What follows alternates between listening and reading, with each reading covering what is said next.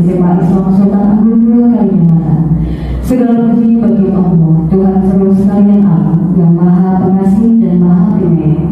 Salawat dan salam semoga senantiasa tercurah kepada Nabi Muhammad SAW, keluarga dan para sahabat, ibu bapak yang berbahagia. Di majelis ilmu yang penuh berkah ini, kami mengucapkan terima kasih kepada ibu bapak semuanya yang telah berkenan hadir pada diseminasi budaya positif yang diselenggarakan oleh calon guru penggerak angkatan 7. Mari kita membaca basmalah bersama secara memohon kepada Allah Subhanahu wa Ta'ala agar acara ini berjalan lancar. Bismillahirrahmanirrahim. Untuk selanjutnya, mohon kiranya Bapak Kepala SMA Islam Sultan Agung II Kalimantan memberikan sambutannya. Kepada yang terhormat Bapak Haji Junaidi SPD MPD, kami persilahkan.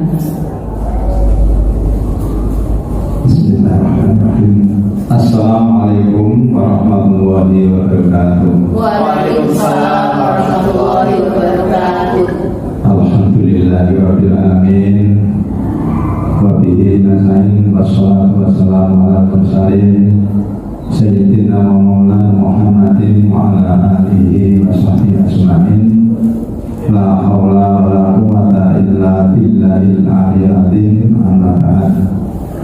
Yang saya hormati Bapak Ketua Bidang Dikdasmen Yayasan Badan Wakaf Sultan Agung Cabang Kaliangat, yang kami hormati segenap calon guru penggerak dari SMA Islam Sultan Agung II Kalimantan untuk angkatan 7 yang berjumlah 5 orang. Yang saya hormati segenap Bapak Ibu Guru SMA Islam Sultan Agung II Kalimantan Semarang. Mari terlebih dahulu kita menjadikan puji syukur kehadirat Allah Subhanahu wa Ta'ala dengan ucapan Alhamdulillahirabbil alamin. Salawat salam juga tidak lupa kita aturkan pada junjungan kita Nabi Muhammad Sallallahu Alaihi Wasallam yang kita harapkan sahabatnya di kelak kemudian hari. Bapak Ibu yang kami hormati, alhamdulillah hari ini sekolah mengadakan kegiatan diseminasi budaya positif yang merupakan bagian daripada program pendidikan calon guru penggerak. Bapak Ibu yang saya hormati, menjadi sebuah kebanggaan apabila sekolah kita itu memiliki banyak guru penggerak. Karena apa? Karena guru penggerak ini bertujuan untuk meningkatkan kompetensi Bapak Ibu guru yang menjadi sumber kegiatan pembelajaran di sekolah. Guru penggerak akan mendorong sebagai upaya untuk meningkatkan kualitas pendidikan baik di sekolah maupun di luar sekolah, dengan tujuan agar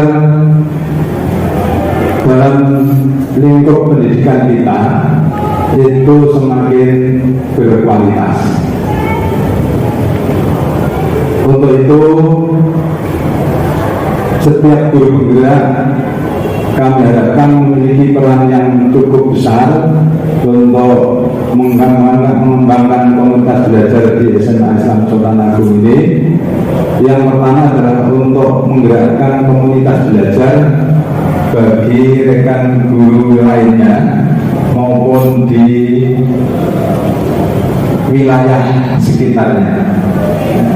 Yang berikutnya adalah menjadi pemimpin pembelajar yang mendorong well-being ekosistem pendidikan di lingkungan sekolah. Ekosistem pendidikan yang ada di sekolah kita menjadi ekosistem yang baik. Yang berikutnya adalah membuka ruang diskusi yang positif serta ruang kolaborasi antara guru dan jajaran yang memegang peran penting di dalamnya. Mendorong dalam peningkatan kepemimpinan murid di sekolah. Berikutnya adalah menjadi pengajar praktik bagi rekan guru lain terkait perkembangan pembelajaran di sekolah. Adanya banyak manfaat yang bisa Bapak Ibu dapatkan dengan mengikuti program guru penggerak. Di antaranya manfaatnya adalah yang pertama, nomor 1, mengembangkan kompetensi dalam lokakarya bersama selama 6 bulan. Calon guru penggerak atau CGT akan menjalani pelatihan daring dan lokakarya bersama menjadi pemimpin pembelajaran yang berpusat pada siswa. Diharapkan guru penggerak dapat menyikapi berbagai ragam siswa. Nomor 3, belajar dalam kelompok terbimbing, terstruktur dan menyenangkan. Para CGT akan belajar mandiri di mana saja dan kapan saja di sela aktivitas mengajar. Nomor 4 adalah pertukaran pengalaman CGT. Program guru penggerak memungkinkan bertukar praktik baik dan studi kasus. Yang kelima, CGT akan mendapat pelatihan dan bimbingan dari pengajar praktik serta pendampingan. Yang keenam, mendapat komunitas belajar baru. Karena itu guru penggerak juga memungkinkan berkolaborasi antara guru dengan lebih banyak orang. Yang ketujuh, mendapat sertifikat pendidik dan piagam. Sebagai penunjang karier, CGT yang telah menyelesaikan pendidikan guru penggerak akan mendapat sertifikat guru penggerak. Sertifikat ini salah satunya dapat digunakan untuk melengkapi syarat sebagai kepala sekolah. Oleh karena itu, saya sebagai kepala sekolah merasa bangga dengan teman-teman guru yang sudah lolos, telah menjalani pendidikan guru penggerak. Selanjutnya, kami berharap kepada Bapak Ibu guru yang belum lolos di angkatan 7 ini agar terus berusaha sekuat mungkin supaya bisa lolos di angkatan 8, 9, dan 10. Tujuan pendidikan menurut Ki Hajar Dewantara adalah menuntun segala kodrat yang ada pada anak-anak. Artinya anak-anak itu sudah memiliki potensi positif, ya.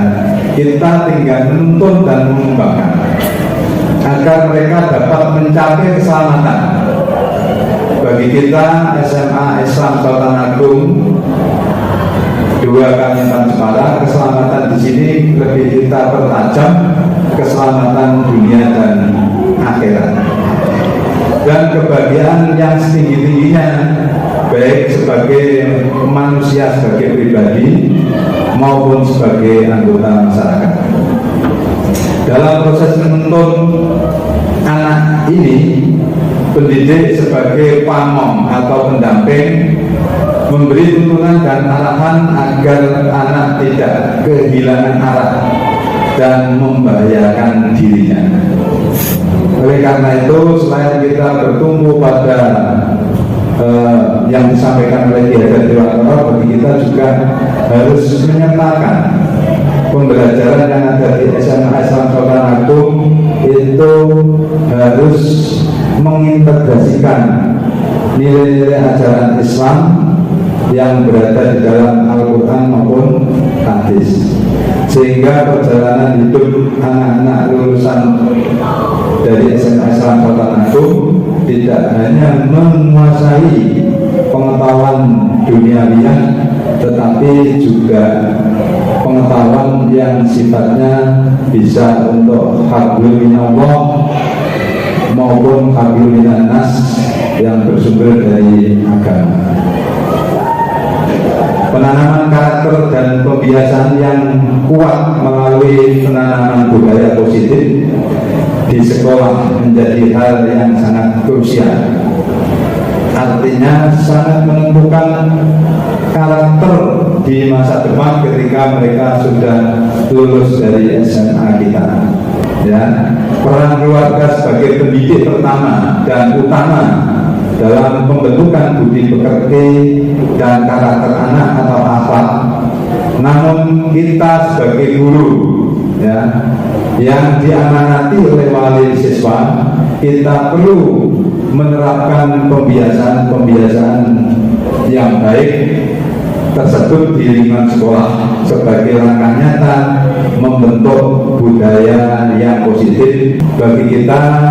Sudah kita wujudkan melalui program BUSI, program budaya sekolah Islami yang kita laksanakan, yaitu yang paling menonjol atau yang merupakan hal yang penting adalah 15 menit sebelum kita mulai kegiatan pembelajaran itu anak-anak sudah kita biasakan untuk tadarus Al-Quran.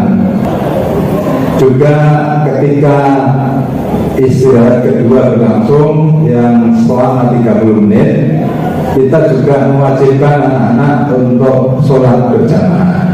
Oleh karena itu, mari terus kita galakkan untuk menanamkan kebiasaan-kebiasaan yang baik tersebut, sehingga ini bagian dari pembentukan karakter. Sehubungan dengan peran guru penggerak, yaitu sebagai pemimpin pembelajaran dan sebagai coach bagi guru lain, saya menyambut baik pelaksanaan diseminasi budaya positif yang diselenggarakan oleh 5 calon guru penggerak angkatan 7 di SMA Islam Sultan Agung ini. Dengan demikian, ini merupakan momentum bagi kita semua agar pembiasaan baik di sekolah bisa berjalan secara kontinu sehingga bisa membantu mewujudkan karakter siswa-siswi kita. Di samping itu, sekali lagi kami juga berharap pada Bapak Ibu juga mengintegrasikan nilai-nilai Islami yang diajarkan melalui Al-Quran dan hadis ini juga selalu diintegrasikan. Kemudian sebagai coach bagi guru lain atau rekan sejawat dan berbagi wawasan atau materi tentang budaya positif, dan juga mampu berbagi pengalaman atau praktek baik dalam menerapkan konsep-konsep budaya positif kepada rekan sejawat dan melakukan pendampingan bagi rekannya jika diperlukan. Kiranya Bapak Ibu bersedia ya untuk menularkan dan mendampingi pada teman-teman yang lain. Ya, kepada Bapak Ibu guru juga harus bisa mendukung kegiatan ini dalam arti berusaha untuk bisa mempraktekkan. Selanjutnya kepada Bapak Ibu calon guru penggerak angkatan 7 di SMA Islam Sultan Agung ini, pada hari ini Bapak Ibu kami persilahkan untuk mengibaskan budaya positif yang sudah Bapak Ibu pelajari. Bapak Ibu yang saya hormati,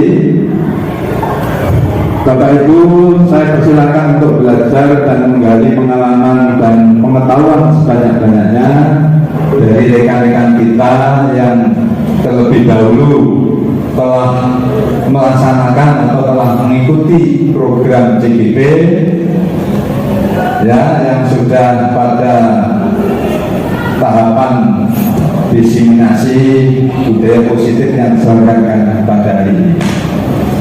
Harapan saya, kegiatan yang diselenggarakan pada siang hari ini memberikan manfaat yang besar dalam proses pendidikan dan pengajaran yang diselenggarakan di sekolah ini. Terima kasih. Semoga sukses menyertai kita bersama. Kami mohon maaf apabila ada hal-hal yang sekiranya tidak berkenan di hati Bapak Ibu. Kami akhiri. Wassalamualaikum warahmatullahi wabarakatuh. Waalaikumsalam warahmatullahi wabarakatuh. Terima kasih kepada Bapak Haji Junaidi SPG MPD untuk sambutannya.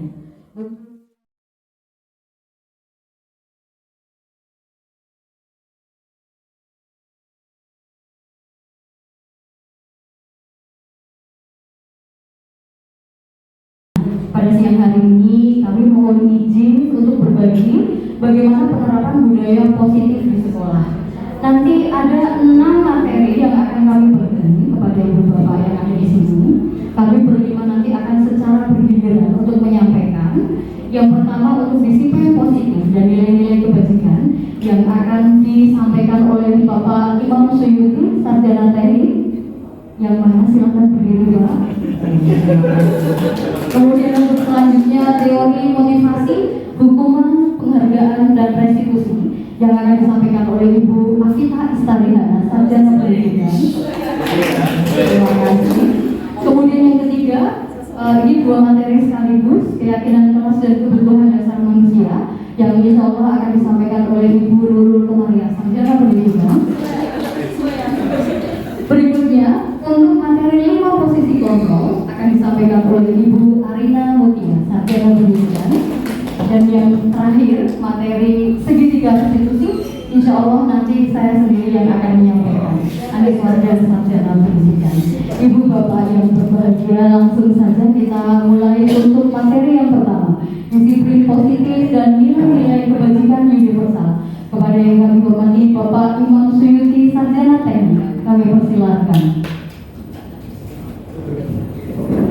Assalamualaikum warahmatullahi wabarakatuh. Puji syukur alhamdulillah pada kesempatan siang ini kita dapat berkumpul dalam kegiatan diseminasi budaya positif CGP Angkatan 7. Tak lupa sholawat serta salam kita haturkan kepada junjungan kita Nabi Muhammad SAW. Semoga kita adalah bagian dari umatnya yang akan mendapat syafaatnya kelak. Bapak Ibu guru yang saya hormati, untuk masuk ke dalam materi disiplin positif, saya ada pertanyaan Bapak Ibu. Di sini, yang pertama, hukuman dapat mendisiplinkan anak. Bapak Ibu setuju tidak bahwa hukuman itu bisa membuat anak menjadi disiplin? Pertanyaan yang kedua adalah pemberian hukuman dengan hal positif seperti membaca atau membersihkan halaman, kemudian itu hal-hal tersebut dapat meningkatkan kedisiplinan anak. Bapak Ibu setuju tidak? Kemudian yang ketiga, memberi penghargaan dapat meningkatkan motivasi belajar anak. Kira-kira panjenengan itu dengan pertanyaan atau pernyataan tersebut itu setuju atau tidak? Nah, di sini Bapak Ibu saya minta kerelaannya untuk menjawab pertanyaan saya dengan mengklik. Saya sudah share link di grup WA. Bapak Ibu bisa membukanya. Untuk menjawab pertanyaan tersebut, Bapak Ibu bisa menambahkan dengan klik tombol plus di situ. Tidak setuju. Setuju karena dengan hukuman maka anak segan, takut untuk mengulanginya kembali. Pak Dadan setuju. Oke, baik Bapak Ibu, masuk kepada materi saya.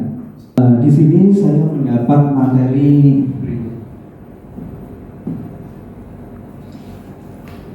disiplin positif dan nilai-nilai kebajikan universal.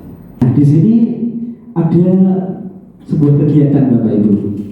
Ini untuk merubah paradigma kita mengenai sebuah kontrol.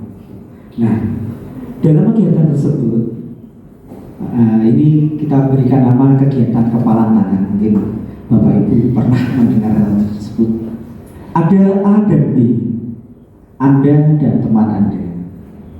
sobeklah secari kertas. Bapak Ibu sudah menyobek secari kertas, tuliskan benda atau sesuatu hal yang Bapak Ibu anggap sangat berharga. Kemudian letakkan di salah satu tangan Anda dan genggam benda atau secari kertas tersebut dengan segala daya. Buatlah sebuah kepalan yang kuat, Bapak Ibu. Kemudian teman Anda atau B akan mencoba dengan sekuat tenaga dengan berbagai cara untuk meminta Anda memberikan benda tersebut. B bisa memujuk, bisa mengancam, bisa menghadir, bisa merayu, menyuap, apa saja yang dianggap bisa untuk membujuk panjenengan. Apa yang terjadi, Bapak Ibu? Nah, di sini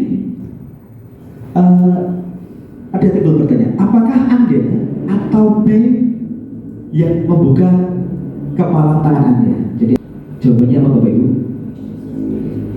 Di sini saya berusaha menjawab. Jawabannya tentu kita sendiri yang membuka kontrol atau kepala tangan kita. Apakah kita mau membuka atau menutup kepala tangan kita? Itu bergantung pada diri kita masing-masing sesuai dengan kebutuhan dasar kita saat itu. Selanjutnya, Bapak Ibu, di sini mengenai teori kontrol. Dr. William Glasser, seorang pendidik dan psikolog, dalam sebuah teori kontrol atau teori pilihan, meluruskan beberapa miskonsepsi tentang makna kontrol. Apakah guru bisa mengontrol murid? Dirinya sendiri. Jadi selama ini kita menganggap bahwa kita itu bisa mengontrol murid, tapi dikatakan itu adalah sebuah ilusi guru mengontrol murid. Pada dasarnya kita tidak dapat memaksa murid untuk berbuat sesuatu jikalau murid tersebut memilih untuk tidak melakukannya. Miskonsepsi yang kedua, penguatan positif berupa bujukan dan hadiah termasuk perwujudan keinginan kita untuk mengontrol orang lain. Jadi kita sering mengasih itu, tapi itu adalah sebuah ilusi bahwa semua penguatan positif, efektif dan bermanfaat itu hanya untuk membuat anak bisa menjadi menolak atau bahkan menjadi ketergantung kepada kita. Kemudian teori kontrol yang ketiga yang perlu diluruskan oleh Glasser kembali adalah membuat orang lain merasa bersalah sehingga mau mengubah perilakunya. Apakah kira-kira efektif? Nah, di sini juga diluruskan kembali bahwa hal tersebut hanya akan membuat seseorang anak itu berpikir negatif. Kemudian di sini kita menganggap bahwa orang dewasa memiliki hak untuk memaksa. Nah, itu yang mungkin tanpa kita sadari, saya sendiri juga sering memaksa anak didik untuk melakukan apa yang kita inginkan. Hal tersebut juga harus diluruskan bahwa sebenarnya akan menimbulkan sebuah permusuhan karena kita memaksa anak didik tersebut. Selanjutnya, Bapak Ibu, di sini kita harus merubah paradigma mengenai stimulus respon dengan teori kontrol. Stimulus respon ya, kita anggap bahwa saya bisa mengontrol orang lain, tapi sesuai dengan teori kontrol, Anda tidak bisa mengontrol orang lain. Berikutnya, orang lain bisa mengontrol saya, tapi sesuai dengan teori kontrol, hanya Anda, saya yang bisa mengontrol diri saya sendiri. Yang ketiga, perilaku buruk dilihat sebagai suatu kesalahan. Tetapi di teori kontrol, semua perilaku itu memiliki tujuan. Jadi anak melakukan kesalahan itu memiliki tujuan. Ada alasannya. Kemudian di stimulus respon, pemaksaan ada pada saat bujukan gagal. Tapi di teori kontrol, kolaborasi dan konsensus menciptakan sebuah pilihan-pilihan baru. Kemudian stimulus respon, model berpikir menang dan kalah. Nah, kalau di teori kontrol, model berpikir menang dan menang. Dan di stimulus respon yang terakhir di situ dituliskan, kita mencoba mengubah orang agar berpandangan sama dengan kita. Tetapi di teori kontrol, kita berusaha memahami pandangan orang lain tentang dunia. Itu adalah paradigma yang harus kita rubah, Bapak Ibu. Selanjutnya, ketika Bapak Ibu mendengar kata disiplin, apa yang Bapak Ibu pikirkan? Seolah-olah hal yang sangat berat, hal yang sangat menakutkan, hal yang kalau melanggar pasti dapat hukuman. Dari situ kita mengetahui makna disiplin. Kalau dari asal muasal katanya dari bahasa Latin, disiplin yang artinya adalah belajar. Kemudian makna asal dari kata ini berkonotasi dengan disiplin yang disampaikan oleh murid-murid Socrates dan Plato. Ini ada materi nanti bisa di copy mengenai Socrates, murid-murid Socrates dan Plato. Kemudian disiplin diri membuat orang menggali potensinya menuju sebuah tujuan apa yang ingin dia hargai. Namun pada dalam budaya kita lebih memaknai disiplin itu adalah kata disiplin adalah sebuah menjadi sesuatu yang dilakukan seorang pada orang lain untuk mendapatkan sebuah kepatuhan. Kecenderungan umum adalah menghubungkan kata disiplin dengan ketidaknyamanan, bukan dengan apa yang kita hargai atau mencapai suatu tujuan yang mulia. Selanjutnya Bapak Ibu, dengan kata lain, seorang yang memiliki disiplin diri berarti mereka bisa bertanggung jawab terhadap apa yang dia lakukan, karena mereka mendasarkan tindakan mereka pada nilai-nilai kebajikan universal. Sebagai pendidik Bapak Ibu, tujuan kita adalah menciptakan anak-anak yang memiliki disiplin dari diri sehingga mereka bisa berperilaku dengan mengacu pada nilai-nilai kebajikan universal dan memiliki motivasi intrinsik, bukan motivasi ekstrinsik. Bapak Ibu guru sekalian yang saya hormati, mengenai nilai-nilai kebajikan universal, Bapak Ibu mungkin sudah mengetahui mengenai hal ini. Di sini saya menekankan kembali nilai ini yang disebut adalah nilai-nilai kebajikan adalah sifat-sifat positif manusia yang merupakan tujuan mulia yang ingin dicapai setiap individu. Nilai-nilai tersebut bersifat universal dan lintas bahasa, suku, bangsa, agama maupun latar belakang.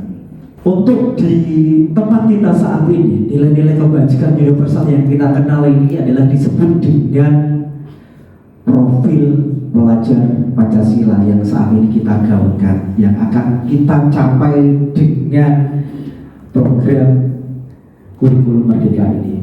Nah, saya tekankan kembali, saya yakin Bapak Ibu tahu mengenai profil pelajar Pancasila yang saat ini kita sedang melaksanakan di kelas 10, mengenai nilai-nilainya adalah beriman, bertakwa kepada Tuhan yang Maha Esa, mandiri, bernalar kritis, berkebinekaan global, bergotong royong, dan kreatif.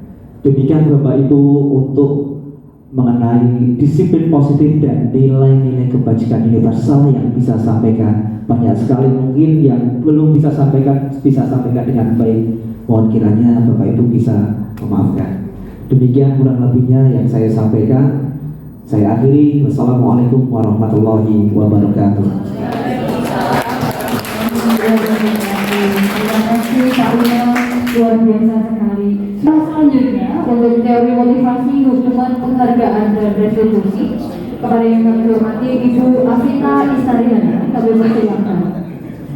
Saya lanjutkan. Assalamualaikum warahmatullahi wabarakatuh. Waalaikumsalam warahmatullahi wabarakatuh. Pada kesempatan kali ini saya akan menyampaikan pembelajaran materi yang kedua mengenai teori motivasi, hukuman, dan penghargaan serta restitusi. Sebelum masuk ke materi selanjutnya, ini saya ada Bapak Ibu. Ini kan ada batu-batu. Di sini itu ada wajah beberapa orang. Ada yang bisa menebak ada berapa wajah di sini? Wajah batu ya. Ya. Kita lihat di slide berikutnya. Berapa? Jawabannya ada 5 wajah ya. Ini ada nampak hidung, ini mata gitu. Kita masuk ke teori motivasi perilaku manusia. Di sini motivasi merupakan dorongan yang timbul pada diri seseorang secara sadar atau tidak sadar untuk melakukan sesuatu tindakan dengan tujuan tertentu. Jadi motivasi itu merupakan suatu dorongan. Segala sesuatu yang kita lakukan itu mempunyai tujuan Bapak Ibu. Di sini motivasi ada 2, yaitu motivasi intrinsik, motivasi yang berasal dari diri kita sendiri, dan yang kedua ada motivasi ekstrinsik, motivasi yang timbul di luar diri kita. Kita menuju ke motivasi perilaku manusia. Yang pertama, ini tentang siswa ya. Jadi misalnya siswa melakukan disiplin diri karena dia takut dihukum. Ya, ini tujuannya untuk menghindari ketidaknyamanan dan hukuman. Ini merupakan motivasi intrinsik apa ekstrinsik Bapak Ibu? Ini merupakan motivasi ekstrinsik ya. Ya. Yang kedua, mendapatkan imbalan atau penghargaan dari orang lain. Di sini siswa murid melakukan disiplin karena dia ingin mendapatkan imbalan atau pujian. Ini merupakan motivasi intrinsik apa ekstrinsik? Ekstrinsik, karena dia ingin mendapatkan imbalan. Dan yang ketiga, menghargai diri sendiri. Murid melakukan disiplin diri karena sadar akan nilai kebajikan dirinya. Kalau yang ini Bapak Ibu, motivasi intrinsik ya. Yang keempat yaitu yang terakhir, siswa itu menghargai diri sendiri. Ya, ini merupakan motivasi intrinsik. Ya. Kita akan menuju ke konsep disiplin dengan identitas gagal. Di sini ada yang namanya hukuman ya Bapak Ibu. Hukuman itu menyakitkan untuk siapa? Tentunya untuk siswa yang dihukum. Dari hukuman tersebut akan menyebabkan siswa menjadi tidak nyaman, murid menjadi takut, dan hukuman itu sifatnya kita itu memaksa. Dan di situ dari hukuman siswa akan menyembunyikan kesalahan. Siswa akan tidak jujur kepada kita, karena kalau kita jujur kita pasti akan menghukum seperti itu. Dan yang terakhir, hukuman itu menjadi murid menjadi rendah diri, dapat menyebabkan menjadi rendah diri. Yang kedua ada penghargaan Bapak Ibu. Di sini ternyata penghargaan itu juga merupakan hal yang tidak tepat. Ada sisi positif dan juga ada sisi negatifnya.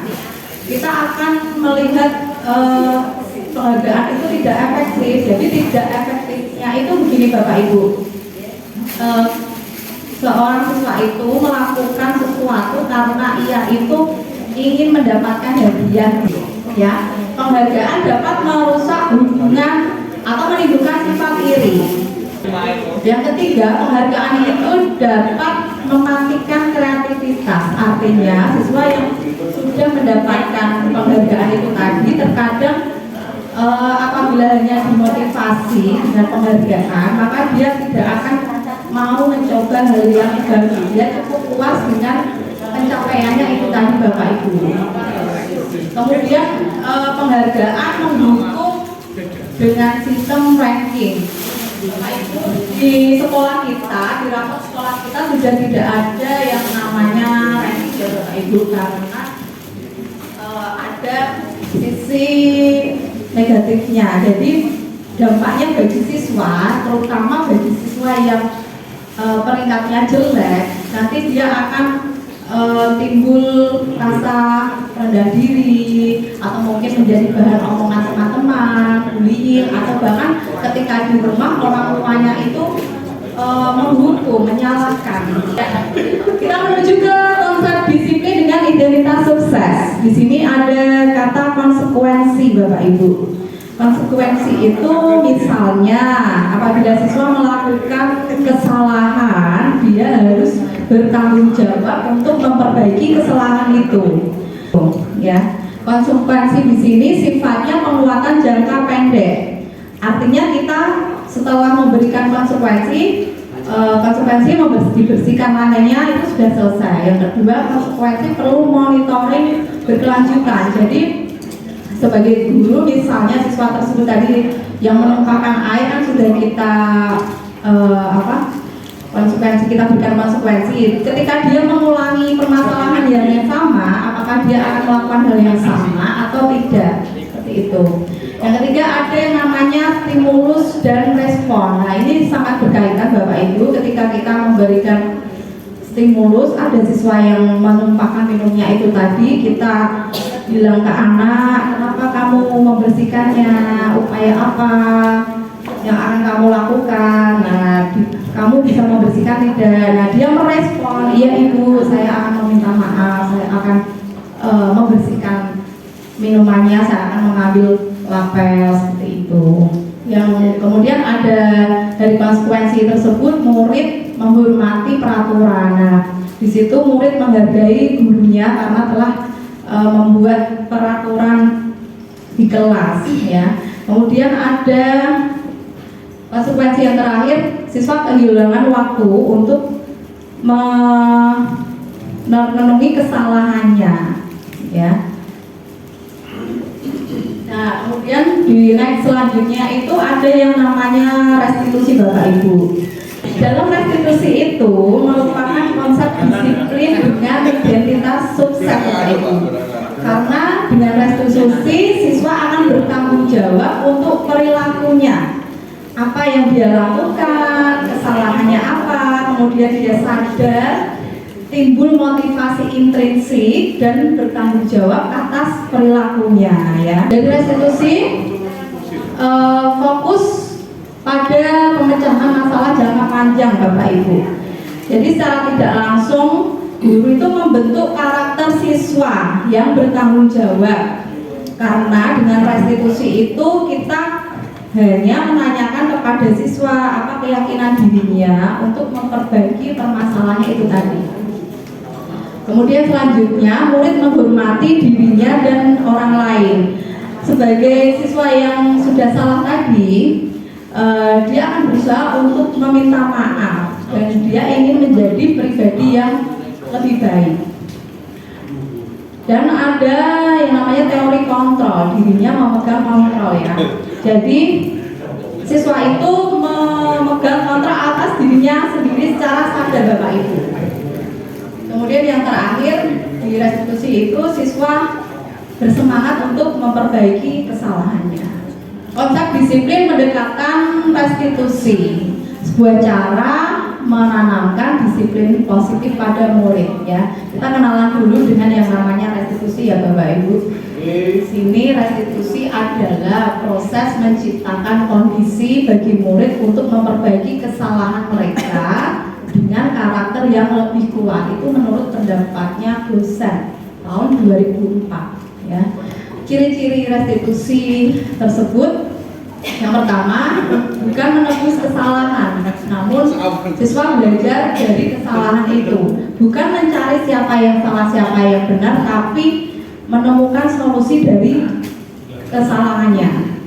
Yang kedua, memperbaiki hubungannya. Ini siswa memperbaiki hubungan dengan temannya tadi, ya. Restitusi bukan merupakan tawaran, jadi bukan paksaan, ya. Jadi timbul dari dirinya sendiri. Restitusi menuntun untuk melihat ke dalam diri. Restitusi mencari kebutuhan dasar yang mendasari tindakannya. Kenapa kok dia menumpahkan, kebutuhan apa yang terpenuhi, seperti itu. Fokus pada karakter, bukan tindakan. Dan restitusi menguatkan dan fokus pada solusi. Ini perbedaannya Bapak Ibu. Di sini ada contoh kasus siswa sering tidak mengerjakan tugas.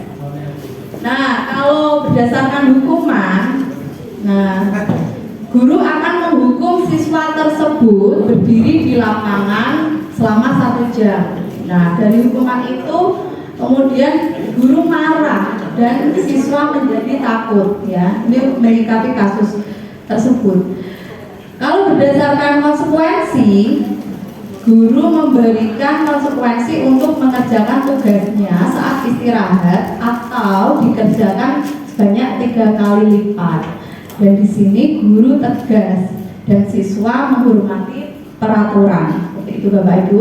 Kalau dari segi restitusi, guru menanyakan keyakinan kelas atau dirinya dan membantu siswa menyelesaikan masalahnya.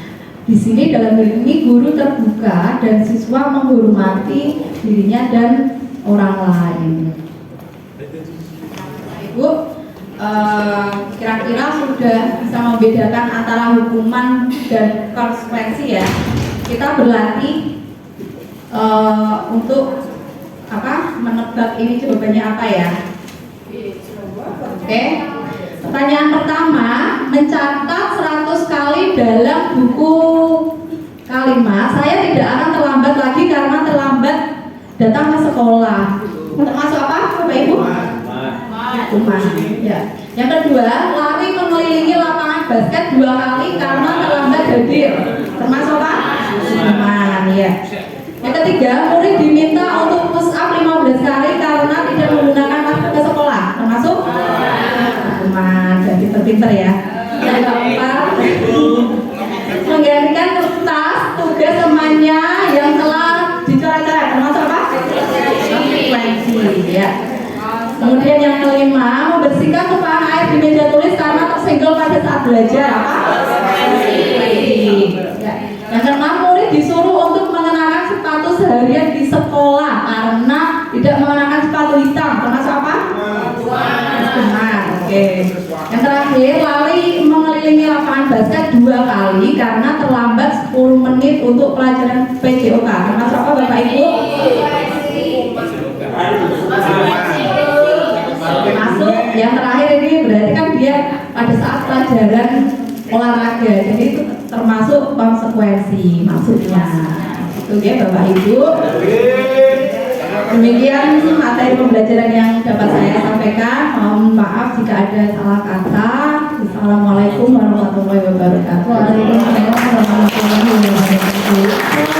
Selanjutnya kami persilakan kepada Ibu Nurul Komarina untuk menyampaikan materi tentang keyakinan kelas dan kebutuhan dasar manusia.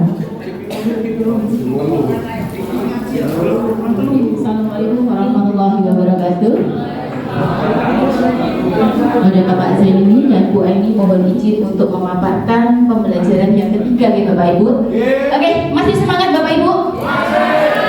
Sudah ngemil nih Bapak Ibu, semoga masih semangat, tidak ngantuk meskipun kami meminta waktu istirahat Bapak Ibu. Jadi kami mohon izin untuk memaparkan materi yang masih ada 3 Bapak Ibu. Jadi mohon tetap semangat sampai nanti terakhir Bapak Ibu. Oke, oleh Bapak Ibu di sini nanti saya akan memaparkan 2 pembelajaran. Saya harapkan Bapak Ibu semuanya tidak bosan dengan melihat saya di depan yang terlalu lama mungkin. Oke. Jadi sebelum kita masuk ke inti dari apa itu keyakinan kelas, di sini Bapak Ibu akan saya ajak untuk ice breaking terlebih dahulu. Oke. Ice breakingnya di sini cukup sederhana saja. Kita nanti akan melakukan tepuk ceria Bapak Ibu. Ya. Tepuk ceria di sini ada manfaatnya karena di sini adalah dapat mencegah stroke Bapak Ibu. Jadi mungkin karena kita sudah faktor mulai lansia nih, kecuali yang muda. Tapi ini bisa dapat membantu untuk mencegah. Nanti di sini kita bisa tepuk ceria Bapak Ibu. Nanti Bapak Ibu tinggal perhatikan video yang akan saya tampilkan di depan. Nanti Bapak Ibu tinggal mengikutinya saja. Nanti gerakannya hanya sederhana saja Bapak Ibu. Sudah siap Bapak Ibu? Oke, kita langsung mulai. Silahkan mohon jajannya bisa diletakkan dulu karena kita menggunakan 2 tangan kita Bapak Ibu. Oke, siap Bapak Ibu? Oke, silakan saya putar terlebih dahulu.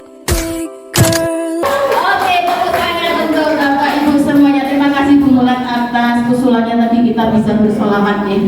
Oke, sekarang sudah seger Bapak Ibu? Sudah semangat? Bisa ketawa ya?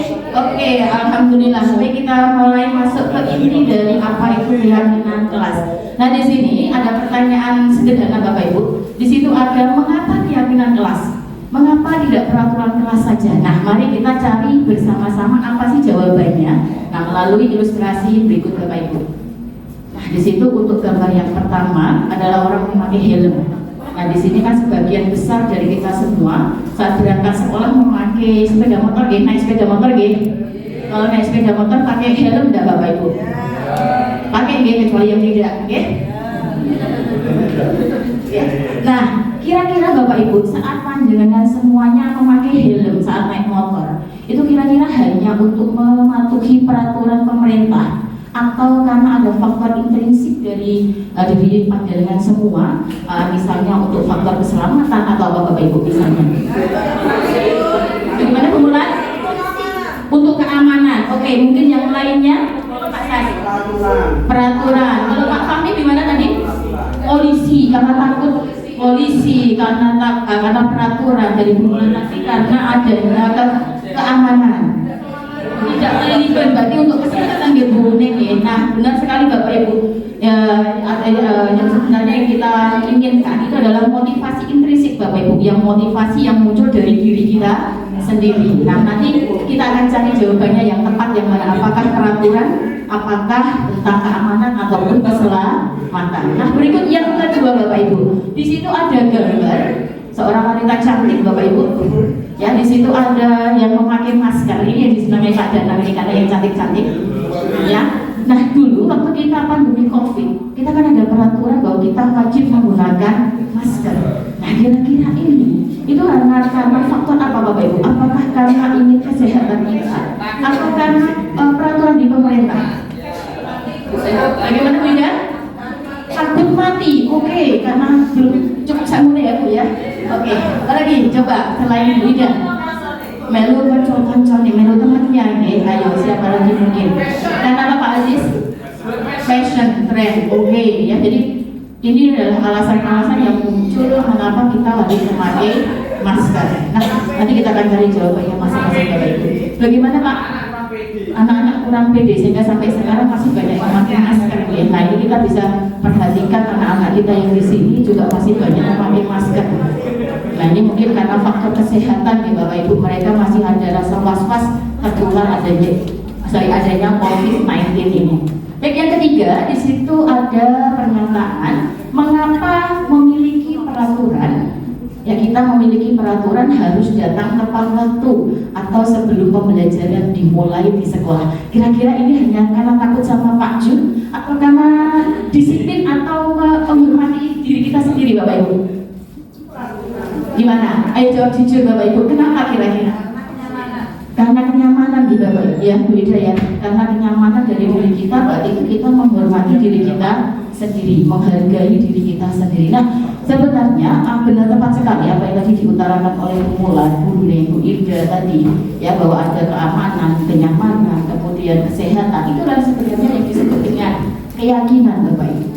Nah, keyakinan itu apa? Keyakinan yaitu nilai-nilai kebajikan universal ya, yang disepakati secara tersirat dan tersurat, lepas dari latar belakang suku, negara, bahasa maupun agama. Jadi di sini ada hubungannya dengan apa yang sudah dipaparkan oleh Bapak Imam Suyuti tadi. Nah, dengan keyakinan ini Bapak Ibu, maka nanti kita akan muncul motivasi intrinsik baik diri kita maupun pada murid-murid kita. Untuknya apa toh? Biar kita itu lebih tergerak ya, dan bersemangat untuk menjalankan keyakinan. Jadi kalau hal itu muncul dari diri kita sendiri, maka kita akan lebih ikhlas, tidak ada paksaan, tidak karena takut dihukum, tidak karena takut istilahnya kita melanggar peraturan, tapi karena muncul dari kita sendiri. Apapun kalau kita sadar diri kan pasti menjalankannya dengan ikhlas gitu Bapak Ibu. Leres napa badan? Nah, ini untuk apa tuh sebenarnya? Jadi kalau ini kita lebih tergerak dan bersemangat untuk menjalankan keyakinan, maka di sini bukan hanya sekedar mengikuti peraturan saja Bapak Ibu, di mana peraturan itu hanya tertulis tanpa makna, kita hanya sekedar mematuhinya saja. Nah, ini adalah keyakinan.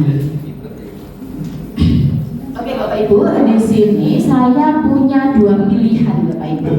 Kira-kira di sini saya memberikan pilihan, ada dua kesepakatan kelas, semoga Bapak Ibu semuanya bisa perhatikan ke depan. Saya ada yang warna hijau, ada yang warna putih ya. Nah, Tadi yang namanya keyakinan kelas atau suatu keyakinan itu mengandung nilai-nilai kebajikan. Kira-kira Bapak Ibu masih ingat dengan nilai-nilai kebajikan apa tadi yang sudah disampaikan oleh Bapak Imam? Apa saja Bapak Ibu? Wah, Bapak Ibu sudah lupa nih. Ya, jadi kan kita paling apa Pak Dana? Teori kontrol. Oh. Itu yang melekat nih. Ya, baik Bapak Ibu, nilai kebajikan di sini tadi yang akan kita capai itu adalah yang profil pelajar Pancasila, termasuk beriman, berakhlak mulia, mandiri dan sebagainya, rasa saling menghargai, menyayangi, kemudian kita bersemangat dan sebagainya. Kira-kira menurut Bapak Ibu yang mana yang merupakan sebenarnya adalah keyakinan kelas, yang warna hijau atau yang warna putih? Hitam. Bagaimana? Yang putih ya Bapak Ibu, alasannya apa Bu Baik? Coba. Kami guru dan murid yang saling menyayangi. Oke, kami guru dan murid yang saling menyayangi. Oke, yang kedua kan jelas pasti yang pertama ya Bapak Ibu ada kata saling menyayangi. Itulah adalah termasuk nilai-nilai kebajikan universal. Nah ini makanya ini kita sebut sebagai keyakinan. Kemudian yang kedua di situ ada kami murid yang semangat belajar. Tadi dari situ kira-kira mana Bapak Ibu yang merupakan nilai kebajikan? Semangat, tepat sekali Pak Aziz. Yang ketiga di situ ada kami murid yang peduli dengan teman-teman. Kira-kira mana yang merupakan nilai kebajikan? Peduli, tepat sekali. Memang guru-guru SMA Sula itu adalah guru-guru yang hebat. Tepuk tangan untuk kita semua. Oke, Bapak Ibu kita lanjutkan yang berikutnya di sini. Tugas kita semua bukan saya kami para CGP, tapi ini adalah tugas Bapak Ibu semua. Nanti kita ada tugas untuk membentuk keyakinan kelas. Nah, di mana prosedurnya nanti di sini keyakinan kelas itu bersifat lebih abstrak Bapak Ibu daripada peraturan yang lebih rinci dan konkret. Kemudian berikutnya keyakinan kelas itu berupa pernyataan-pernyataan yang universal, artinya tidak rasisme, tidak menyinggung golongan tertentu. Ini adalah keyakinan kelas. Yang kemudian yang berikutnya di situ pernyataan keyakinan kelas senantiasa dibuat dalam bentuk positif. Artinya apa? Jadi kita tidak menggunakan kalimat-kalimat negatif, artinya tidak menggunakan kata tidak menggunakan dilarang. Jadi misalnya gini, kalau nanti saat Bapak Ibu membentuk keyakinan kelas nih, misalnya ada usulan dari murid tidak boleh menggunakan HP. Nah, ini nanti kata tidak boleh bisa kita ganti dengan kalimat positif. Kira-kira bagaimana Bu Risma selaku guru bahasa Indonesia? Karena memakai HP di kelas. Bagaimana? Kalau ini kan yang namanya keyakinan kelas, kita memakai nilai-nilai kebajikan. Dan salah satunya kan tadi bertanggung jawab. Nah, kira-kira dari kalimat kami bertanggung jawab menggunakan HP secara gimana Pak Sigit? Dengan bijak. Nah, seperti itu Bapak Ibu. Jadi kita mengganti kalimat-kalimat negatif dengan kalimat positif. Jadi yang semula mungkin peraturan tidak boleh memakai sepatu selain warna hitam. Nah, ini nanti kita bisa mencari kalimat yang menggunakan kalimat-kalimat positif. Tadi kita bisa belajar dengan guru bahasa. Nah, di sini kan banyak guru bahasa di sini. Kemudian yang berikutnya di situ ada keyakinan kelas, hendaknya tidak terlalu banyak sehingga mudah diingat dan dipahami oleh semua warga kelas. Jadi nanti Bapak Ibu bisa membentuk atau membuat keyakinan kelas, baik yang wali kelas bisa dibuat di kelasnya masing-masing, atau yang tidak wali kelas pun juga bisa berosi dunia, ya nanti bisa. Jadi dengan membuat keyakinan kelasnya dan dengan mapelnya. Ya, jadi ini tidak terlalu banyak, bisa hanya 3-7 keyakinan kelas saja. Kemudian yang berikutnya keyakinan kelas sebaiknya sesuatu yang dapat diterapkan di lingkungan tersebut. Jadi secara kontekstual Bapak Ibu, apa yang terjadi, pelanggaran apa yang terjadi di kelas itu, nah itu yang kita bentuk agar anak-anak kita menjadi sadar. Kan kita sudah tahu sendiri Bapak Ibu, kira-kira permasalahan yang paling banyak kita alami di anak-anak kita itu apa? HP gitu.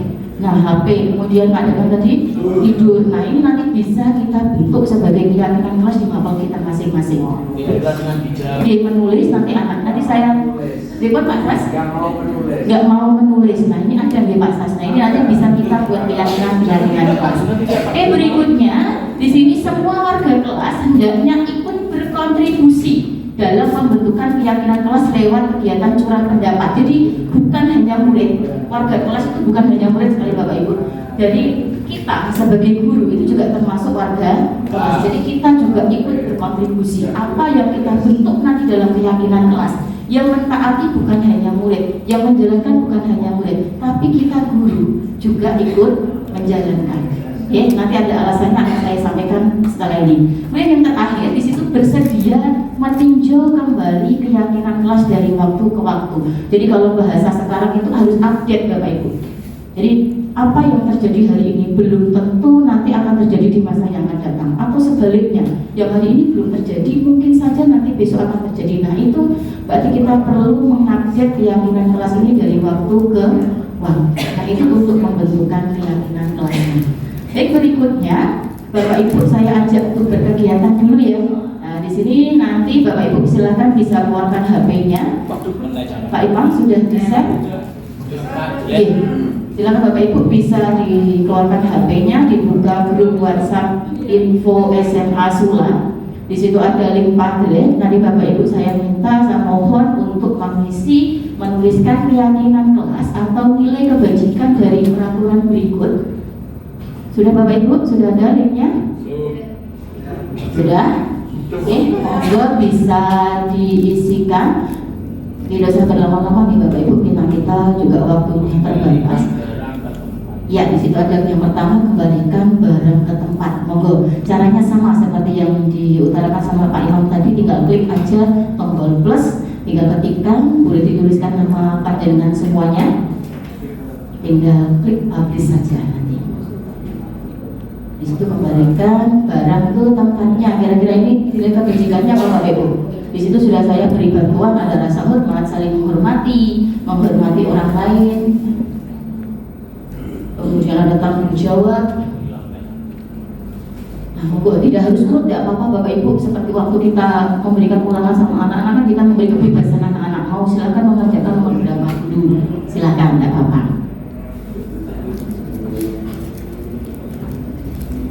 Nah ini sudah ada yang menjawab, kembalikan barang ke tempatnya, setuju. Oke, nggak apa-apa. Jadi yang saya harapkan di sini adalah nilai kebajikan. Ya, ini Bu Anis bilang bertanggung jawab. Oke, tepat, ada komitmen. Ya, kemudian dilarang mengganggu teman, saling menghormati. Oke, ini yang hadir di sekolah 15 menit sebelum pembelajaran dimulai. Kenapa belum ada yang isi Bapak Ibu? Oh, saya tunggu. Oke, ada yang jawab komitmen. Oke, kemudian yang berikutnya dilarang bertengkar dengan teman.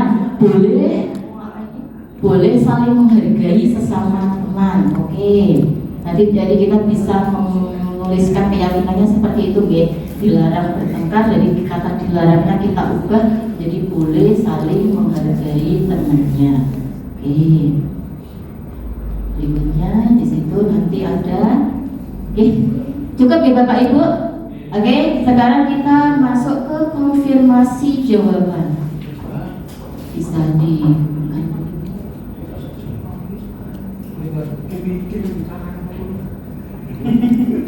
Oke, terima kasih ya Bapak Ibu atas responnya yang sudah diberikan. Nah, sekarang kita konfirmasi jawabannya bareng-bareng Bapak Ibu.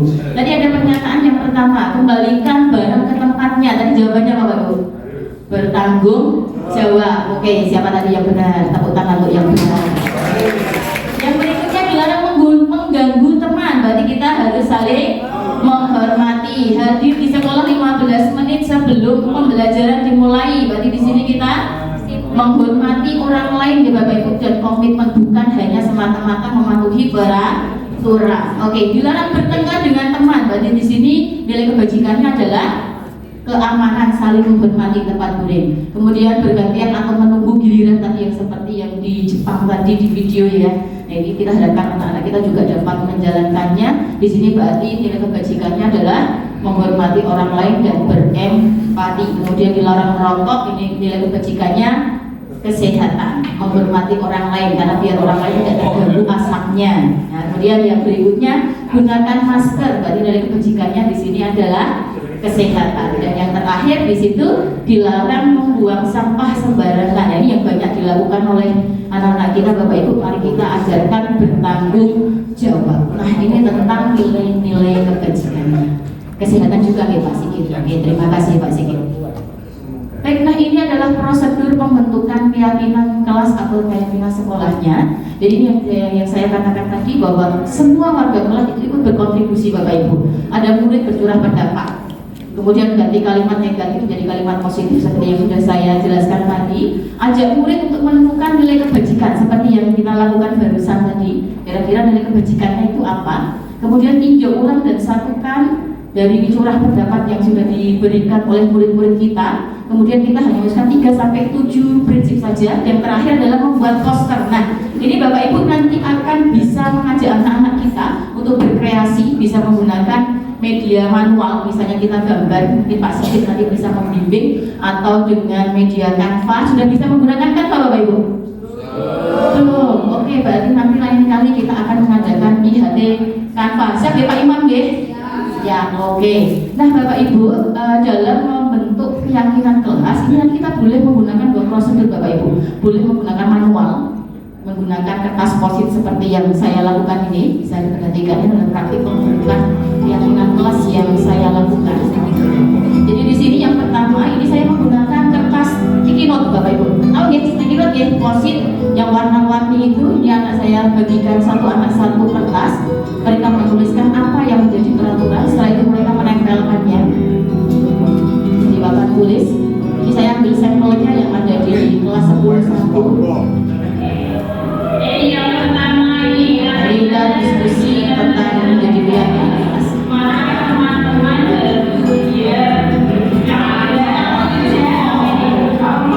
tidak mengobrol dengan siapapun berarti. Jadi masih ada kata tidak mengobrol. Ini nanti kita tugas kita membimbing anak-anak menjadi kalimat positif. Ya.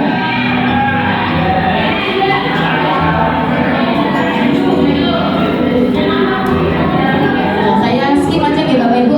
Oke, yang kedua ini nanti kita menggunakan Padlet Bapak Ibu seperti yang barusan kita lakukan. Jadi di sini kita bisa membentuk keyakinan kelas dengan memanfaatkan aplikasi sehingga ini lebih hemat. Karena kita sekolah kita sudah ada wifi-nya. Di masing-masing kelas juga ada wifi-nya. Kita bisa manfaatkan, anak-anak juga sudah membawa HP semua. Ini juga untuk pengalihan agar anak tidak menyalahgunakan HP yang mereka miliki. Kita bisa manfaatnya ini Bapak Ibu. Nanti kalau Bapak Ibu ada yang minta di mentoring, insya Allah kami siap berima untuk menjadi mentor Bapak Ibu semuanya. Jadi kita saling berbagi ya Bapak Ibu ya.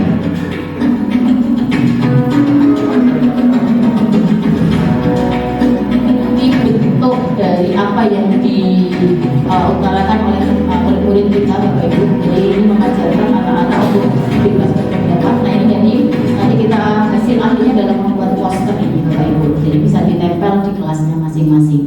Oke, berikut harapan saya ya Bapak Ibu. Kira-kira sanggup tidak untuk membentuk keyakinan kelas ini nantinya? Oke, terima kasih Bapak Ibu. Nah, apa sih efeknya atau bagaimana kelanjutan kalau kita sudah membentuk keyakinan kelas Bapak Ibu? Untuk yang pertama, di sini ada respon murid terhadap keyakinan kelas. Ini karena saya sudah menjalankannya. Jadi murid ini saya rasa lebih mudah diarahkan setelah adanya keyakinan kelas. Ini yang saya rasakan sendiri. Jadi contohnya seperti ini, setiap saya masuk ke kelas, saya sebelum salam, mereka sudah tahu sendiri tanpa saya perintah untuk menyimpan HP-nya. Mereka sudah tahu sendiri menyimpan HP-nya. Mungkin ini bisa nanti Bapak Ibu coba semuanya. Jadi tanpa kita, ayo anak-anak HP-nya disimpan. Tanpa seperti itu, alhamdulillah dengan adanya keyakinan kelas ini anak-anak bisa secara otomatis. Kenapa? Hal ini sudah menunjukkan bahwa dengan keyakinan kelas ini muncullah motivasi intrinsik Bapak Ibu, sehingga anak itu punya hatinya lebih tergerak ya, sehingga bukan hanya mentaati aturan yang diberikan oleh gurunya, tapi karena motivasi intrinsik. Nah kemudian refleksi dari aksi nyata yang dalam penyusunan keyakinan kelas ini Bapak Ibu, yang pertama kreativitas ide murid dapat tersalurkan, murid lebih dapat dikondisikan. Jadi tanpa kita perintah-perintah, tanpa banyak aturan, mereka sudah tahu sendiri. Kemudian di sini juga sama, guru juga ikut menjalankan keyakinan kelas. Jadi semuanya kontribusi. Dan alhamdulillah ini juga saya terapkan di kelas beberapa dari kelas 10.1 sampai 10.8. Hampir semuanya menuliskan tidak boleh atau bertanggung jawab dalam penggunaan HP. Dan saya sendiri juga sudah memulai dalam saya ngajar no HP. Jadi HP saya silent, saya simpan di dompet. Makanya mungkin Bapak Ibu ada yang menghubungi saya, kecuali kalau terpaksa baru saya buka Bapak Ibu. Itu pun saya harus izin dengan anak-anak dulu. Boleh saya buka HP seperti itu. Jadi tujuannya apa? Biar tidak ada kesenjangan antara murid dengan guru. Kadang kan mungkin murid bilang ini, Kak enak gurunya buka HP seperti itu. Kemudian yang berikutnya adanya perbedaan karakteristik murid sehingga guru harus lebih bisa memahami. Karena memang murid kita kan karakteristiknya bermacam-macam ya Bapak Ibu. Saya harapkan kita dapat menjalankan pembelajaran yang berdiferensiasi, dapat mengerti apa yang diinginkan oleh murid kita masing-masing. Kemudian berikutnya, nah kita sudah masuk ke pembelajaran yang keempat Bapak Ibu. Bagaimana? Masih semangat Bapak Ibu? Apa sudah ngantuk Bapak Ibu? Betul, biar tambah semangat kita ice breaking lagi ya. Oke, katanya tadi kan belum kurang ceria tepuknya. Sekarang kita biar lebih ceria lagi, lebih semangat lagi. Kita sepuk semangat ya Bapak Ibu. Tahu nggak tepuk semangat? Nah, tepat sekali gue. Jadi nanti gerakannya tepuk semangat. Prak-prak se, prak-prak ma, prak-prak nya, prak-prak semangat. Itu ya Bapak Ibu. Siap? Oke, kita mulai ya. Tepuk semangat.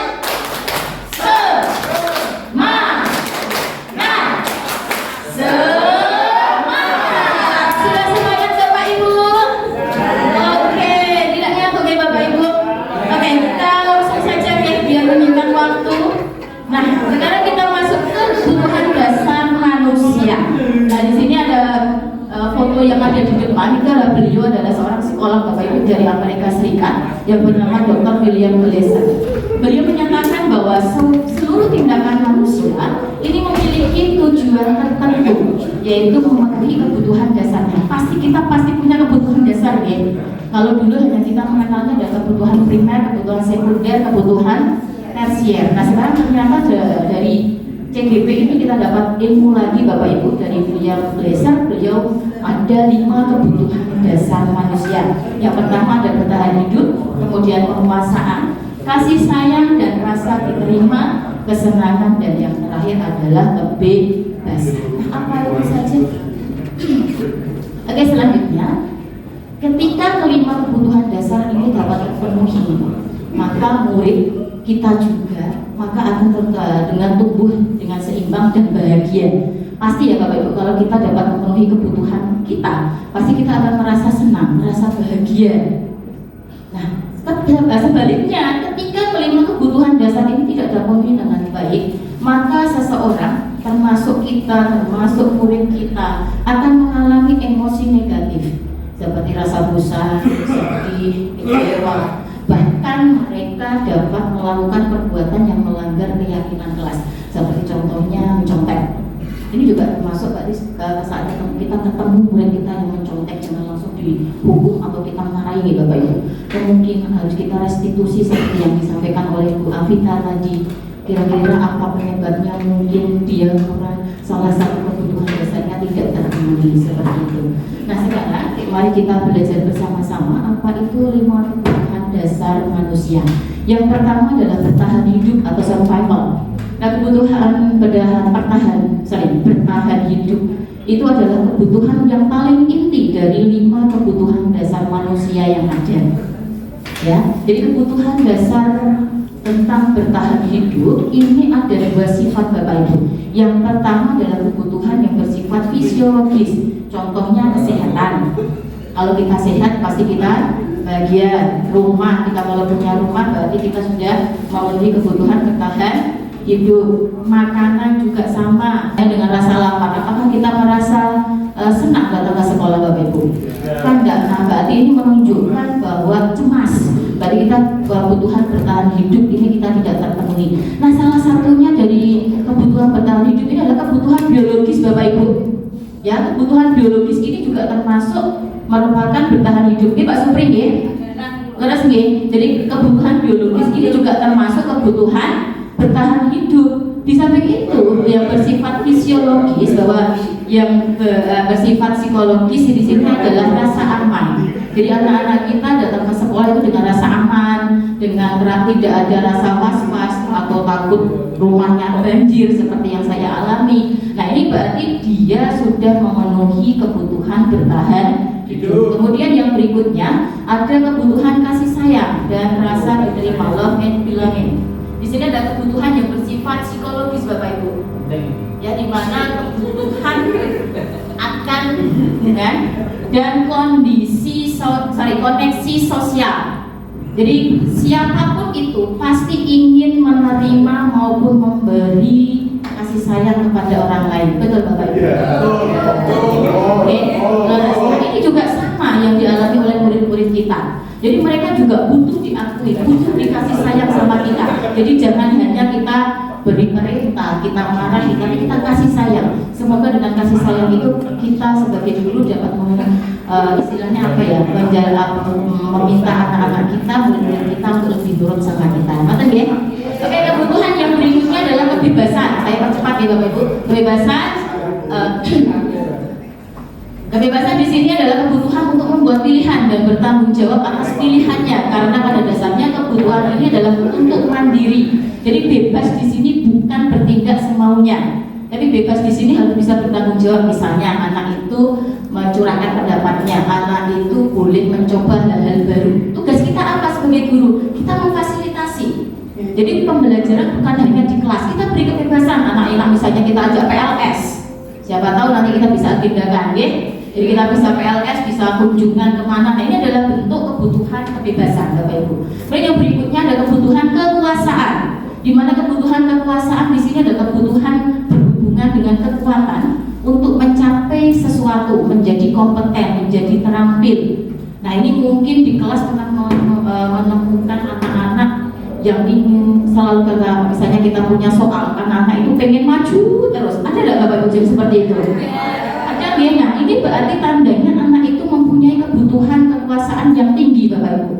Nah, kita tugas kita apa? Kita memfasilitasinya, kita membimbing dia agar tidak terlalu over, karena yang terlalu over itu juga tidak baik. Oke, yang terakhir di sini ada kebutuhan kesenangan atau fun. Kaitannya adalah kalau kita hubungkan dengan pembelajaran, maka kita sebagai guru, sebagai pendidik, kita jangan ragu-ragu untuk melakukan pembelajaran yang menyenangkan Bapak Ibu. Apalagi kita di abad 21 dituntut menjadi guru yang inovatif dengan menggunakan metode pembelajaran yang sangat bervariasi. Jadi jangan hanya konvensional, jangan hanya ceramah. Nah, biar apa? Biar anak itu merasa senang. Kalau anak kita merasa senang, maka dia akan menikmati apa yang akan kita sampaikan. Dia akan mempunyai konsentrasi yang tinggi. Sesuatu yang nikmat itu kan pasti enak untuk dijalankan. Benar tak Bapak Ibu? Benar, seperti Bapak Ibu menikmati jajanan itu kan enak untuk kita makan, rasanya senang. Senang kita bisa tidak lapar, bertahan hidup kita terpenuhi. Oke Bapak Ibu, itu adalah tentang 5 kebutuhan dasar. Nah, ini Bapak Ibu saya ajak untuk main game biar tidak ngantuk lagi. Di sini ada satu kasus Bapak Ibu. Dimas adalah seorang siswa kelas 11, genap berusia 17 tahun. Ia senang sekali ketika ayahnya mulai mengajarkan cara menyetir mobil. Setiap akhir pekan ia berlatih menyetir. Ia terlihat senang sekali berlatih sampai akhirnya ia bisa menyetir mobil dengan baik dan lancar. Ketika ibunya bertanya pada Dimas, apa yang membuat dia ingin bisa menyetir mobil? Ketika jawaban Dimas adalah seperti ini, kebutuhan apa yang dia penuhi? Oke Bapak Ibu, coba minta tolong untuk Pak Imam bisa dibukakan wordnya. Kita tegak-tegakkan nih Bapak Ibu, bisa di zoom aja Pak Imam, di full aja. Oke, siap bermain game ya Bapak Ibu. Kita langsung main tebak saja biar nanti lebih cepat. Pertanyaan yang pertama, aku merasa lebih aman daripada naik sepeda motor. Kira-kira apa yang ingin dipenuhi Bapak Ibu? Bertahan hidup, diterima, kesenangan, kebebasan atau kekuasaan? Kesenangan. Coba kita kunci kesenangan Pak. Ternyata salah Pak Amin. Oke. Ternyata adalah bertahan hidup, karena tadi bertahan hidup salah satunya adalah rasa aman. Dan yang kedua Bapak Ibu, aku bebas bisa pergi ke tempat-tempat yang aku sukai. Berarti kira-kira mana kebutuhan yang lulus? Kebebasan, coba kunci Pak Imam, kebebasan. Oh, benar sekali, tepuk tangan untuk kita semua. Oke, pertanyaan ketiga. Wih, skornya 100 plus, bonusnya 23 menit. Puji untuk bonus barang. Yes, baik hati Pak Dadang. Oke, di sini yang ketiga, menyetir mobil itu seru. Kira-kira mana? Kesenangan. Oke, kita kunci jawaban kesenangan, Bapak Ibu. Oh, tepat sekali, tepuk tangan untuk kita semua. Yang keempat sekarang. Mas, cocok. Bonusnya di bonusnya. Nah, 25 bonusnya. Oke, next yang keempat, Bapak Ibu. Bisa diperhatikan, aku merasa bangga dan keren bisa nyetir mobil. Kira-kira ya, Bapak Ibu. Penguasaan. Oke, Bu Eko, tepat. Coba kita kunci jawaban dari Bu Eko. Penguasaan. Tepat sekali, tepuk tangan untuk Bu Eko. Oke, yang terakhir di sini, coba sebelum yang terakhir kita ada bonus rambut Bapak Ibu. Nah, ini nanti Bapak Ibu juga bisa mencoba ini dalam pembelajarannya biar anak-anak tidak bosan, dan ini adalah kebutuhan hidup, kesenangan akan terpenuhi Bapak Ibu.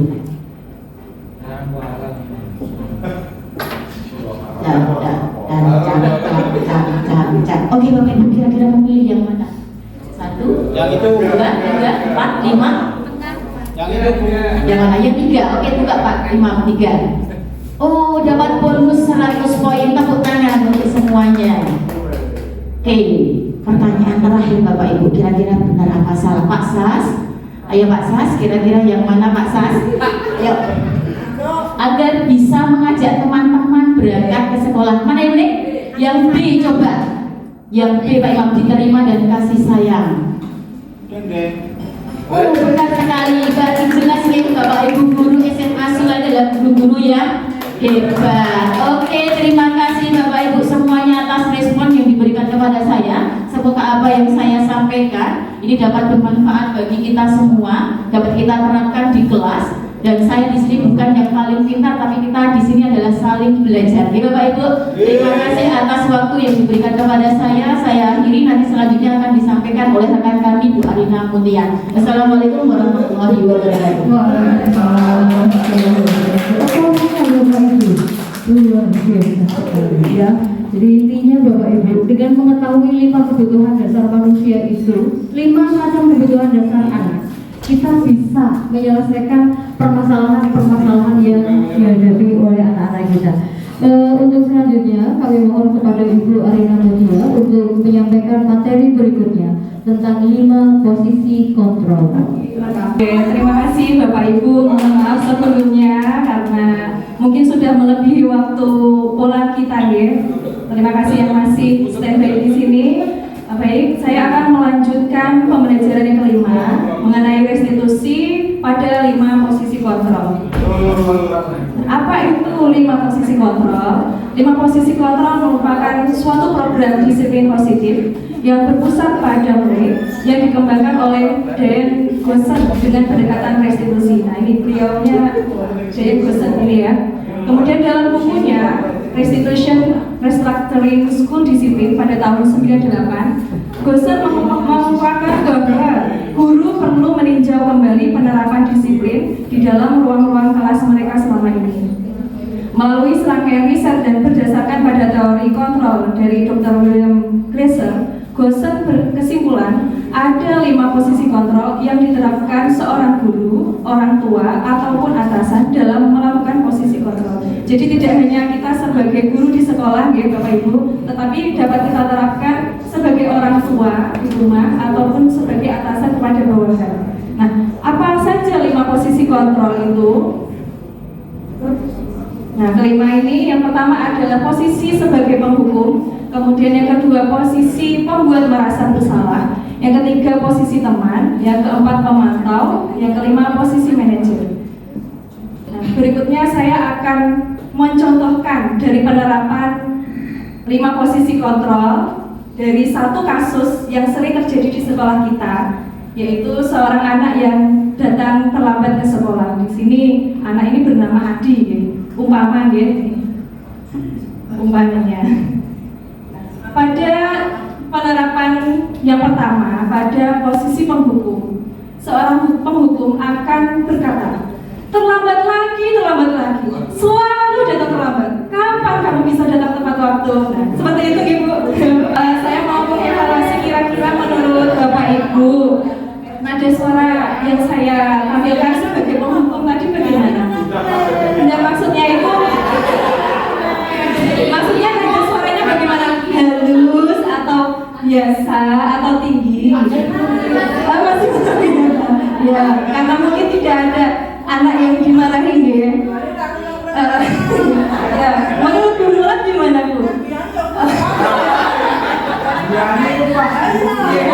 Ya, nada suaranya gimana Pak Sa? Seharusnya nada suaranya tinggi atau rendah? Tinggi ya. Nah, kemudian bahasa tubuhnya bagaimana? Apakah biasa aja atau dirangkul atau di bagaimana? Bagaimana? Nunjuk-nunjuk ya, kadang gini ya. Nah, bagaimana efek dari anak itu? Apa yang dirasakan anak tersebut yang dimarahi itu? Dendam, betul, tidak. Kemudian marah ya, marah, mendendam, agresif. Mungkin bahkan mereka bisa saja melakukan sesuatu hal yang tidak baik. Contohnya misalkan merusak fasilitas sekolah atau mungkin saja merusak kendaraan Bapak Ibu. Ya, semoga tidak terjadi ya Pak. Baik. Ya, kemudian contoh penerapan yang kedua sebagai pembuat merasa bersalah. Contohnya begini Bapak Ibu. Adik, kamu ini bagaimana ya? Kamu sudah berjanji dengan ibu tidak akan terlambat lagi. Kamu kenapa ya? Senang sekali mengecewakan ibu. Ibu benar-benar kecewa sekali. Nah, bagaimana Bapak Ibu? Nada suaranya bagaimana? Pasti Pak. Ya, nadanya rendah, halus. Kemudian bagaimana sikapnya, bahasa tubuhnya kepada anak? Kira-kira bagaimana? Bahasa tubuhnya apakah menunjuk-nunjuk? Tidak. Bagaimana Bapak Ibu? Lebih dekat dengan anak ya, lebih dekat. Ya, bagaimana efeknya? Kira-kira efeknya ke anak apa yang mereka rasakan? Kira-kira anaknya merasa sedih nggak pada saat itu? Seharusnya anak akan merasa bersalah ya. Merasa bersalah, mereka akan merasa gagal ya, bersalah karena telah mengecewakan Bapak Ibu, merasa gagal karena tidak bisa membahagiakan orang lain. Nah, seperti itu ya Bapak Ibu. Oke, saya lanjutkan penerapan yang ketiga sebagai teman. Contohnya seperti ini. Adi, ayolah, bagaimana sih kamu? Kemarin kamu sudah janji ke ibu bukan? Kenapa terlambat lagi? Ya sudah, tidak apa-apa. Duduk dulu sana, nanti ibu bantu. Kamu ini, gitu. Bagaimana nada suaranya? Seperti merasa bersalah, tapi lebih halus ya, lebih halus lagi. Kemudian sikapnya bagaimana? Sikapnya santai, ya. Kemudian efeknya ke anak bagaimana Bapak Ibu?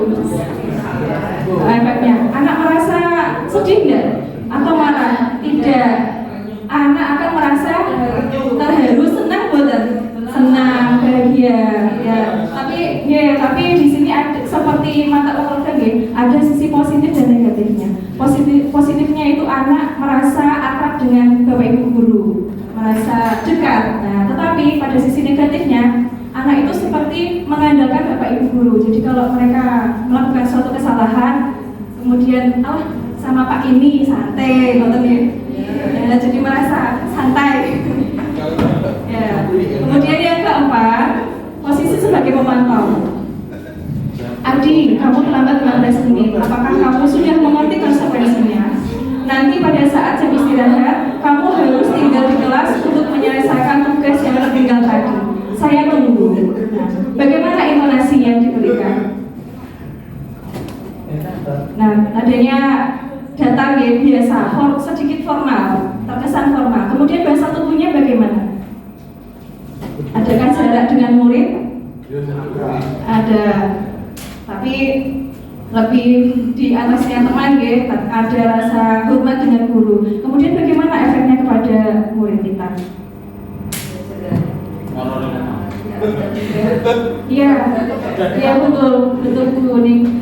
Anak di sini anak merasa ada tanggung jawab karena punya konsekuensi, tapi di sini anak jadi meluangkan waktu untuk mengerjakan tugasnya di jam istirahat, dan guru, kita sebagai guru juga harus mengawasi tugasnya tadi sudah dikerjakan atau belum. Kita harus memantau, jadi kita lebih repot ya kalau di posisi sebagai pemantau. Kemudian yang terakhir, contoh dari penerapan 5 posisi kontrol yaitu sebagai manajer dengan perkataan seperti ini. Adi, apakah kamu mengetahui kesalahanmu? Kira-kira bagaimana kamu akan memperbaiki masalah ini? Apakah besok akan ada masalah untuk kamu agar bisa hadir tepat waktu ke sekolah? Baik, saya hargai usahamu untuk memperbaiki diri. Nah, bagaimana Bapak Ibu pada sikap kita sebagai manajer? Sikapnya pertanyaan ya, tapi di sini anak merasa ada rasa tanggung jawabnya untuk memperbaiki kesalahan. Nah, jadi harapannya itu pada 5 posisi kontrol yang mungkin sudah pernah kita posisikan di sekolah, harapannya di posisi manajer ini adalah posisi yang paling tertinggi. Jadi ya paling tertinggi, dan harapannya ini dapat memperbaiki budaya positif di sekolah kita. Oke. Nah, untuk merefleksi pembelajaran mengenai 5 posisi kontrol, kami akan menyematkan link game yang akan dikirimkan oleh Pak Imam. Bapak Ibu sudah muncul di pertanyaan di layar HP panjenengan. Ada 5 pertanyaan, mana yang merupakan contoh penerapan posisi kontrol yang sesuai dengan pernyataan yang saya berikan. Ya, mungkin sudah cukup ya Bapak Ibu. Nanti kalau mungkin tidak tampil di sini di layar belakang saya ada. Nah, untuk mengkonfirmasi dari jawaban Bapak Ibu, di sini akan saya tampilkan kelima pernyataan tersebut. Yang pertama, pada pernyataan saya kecewa sekali dengan kamu, ini adalah membuat merasa bersalah. Kemudian yang kedua, kamu tidak pernah benar melakukannya, di sini sebagai penghukum. Kemudian yang ketiga, apa rencanamu untuk menyelesaikan masalah ini? Ini pada posisi manajer. Kemudian yang keempat, ayolah lakukan demi bapak, atau ayolah lakukan demi ibu, ya. Berarti pada posisi teman. Kemudian yang terakhir, kamu tidak mendapat nilai jika tidak mengerjakan tugas. Nah, ini adalah posisi pemantau. Oke. Baik, demikian penjelasan dari 5 posisi kontrol. Harapan kami kita bisa mewujudkan dari 5 posisi tersebut sebagai upaya untuk mewujudkan budaya positif di sekolah kita. Tentu hal ini membutuhkan proses yang tidak singkat ya Bapak Ibu, dan peran dari Bapak Ibu serta kerjasamanya ini akan bisa mewujudkan budaya positif di sekolah kita. Terima kasih, terima kasih kesempatannya Bapak Ibu.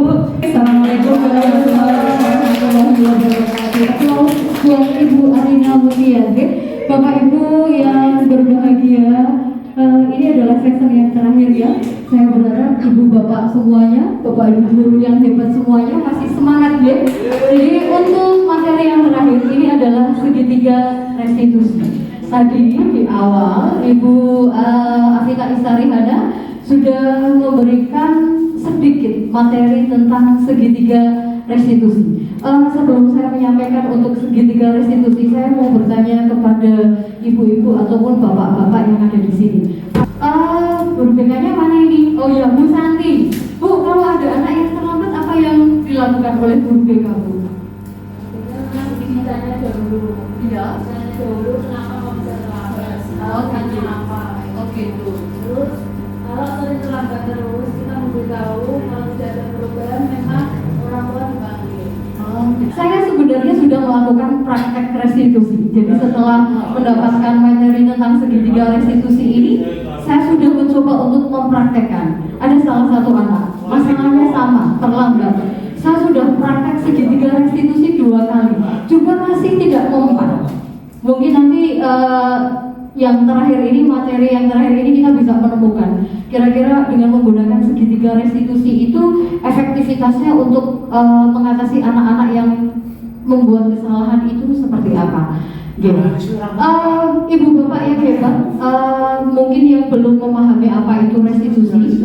Jadi restitusi itu adalah proses menciptakan kondisi bagi murid untuk memperbaiki kesalahan mereka, sehingga mereka bisa kembali pada kelompok mereka dengan karakter yang lebih kuat. Itu yang disebut dengan restitusi.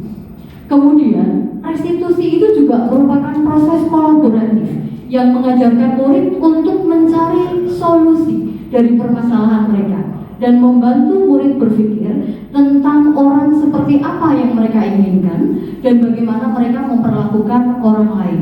Jadi intinya restitusi itu adalah sebuah proses yang dilakukan oleh seorang guru dan seorang anak yang sudah membuat kesalahan. Jadi kita memandu anak supaya anak itu bisa mencari solusi dari permasalahan yang dihadapi oleh mereka. Intinya seperti itu saja. Nah, di dalam segitiga restitusi ini, Ibu Bapak, silakan dipersani di depan. Segitiga restitusi itu ada 3 tahapan. Yang pertama adalah validitas kebutuhan. Kemudian yang kedua adalah menanyakan keyakinan. Dan yang terakhir adalah menstabilkan identitas. Tadi di depan Ibu Bapak semuanya sudah belajar tentang validasi kebutuhan. Jadi kenapa seorang guru itu harus memahami 5 dasar kebutuhan manusia?